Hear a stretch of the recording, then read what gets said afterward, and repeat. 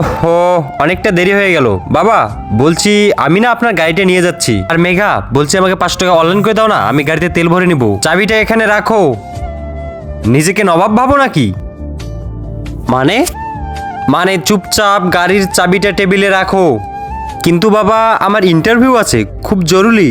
আরে ইন্টারভিউ আছে তো বাসে বা অটোয় যাও, গাড়ি নেওয়ার কি আছে? এই গাড়ির দাম জানো কত? 20 লাখ টাকা। 20 লাখ টাকা কখনো তুমি চোখে দেখেছো?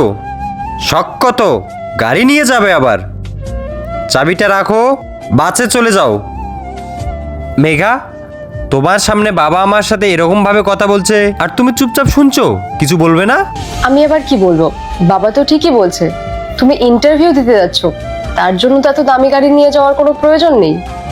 বাস বা অটোতে গেলে 10-20 টাকাতে কাজ হয়ে যাবে, উল্টে তেলের টাকাটা বেঁচে যাবে। আরে তুমি যদি গাড়ি নিয়ে যাও আর আমাদের যদি কোথাও যাওয়ার প্রয়োজন হয়, তখন আমরা কি করে যাব? এই দুটো ছবির ভেতর থেকে যে কোনো একটিকে ভালোবেসে থাকলে ভিডিওটিতে লাইক করে চ্যানেলটিতে সাবস্ক্রাইব করে দাও। আর যদি না করো তাহলে আমি বুঝবো তোমরা ছবি দুটোকে ভালোবাসো না। আর কমেন্টে লিখে যাও আমিন। আজব তো, তুমি কবে থেকে টাকার চিন্তা করলে? যেই টাকায় খরচা হোক না কেন সেটা তো বাবা দেবে। তোমার তো একটা টাকা উপার্জন করারও ক্ষমতা নেই, সমাজে আমাদের মান সম্মানটা পুরো ডুবিয়ে রেখে দিয়েছো। তোমার লজ্জা করে না এভাবে ঘরজামাই হয়ে থাকতে? মেঘা, আজকে তুমিও এই কথাটা বললে? তুমি খুব ভালো করে জানো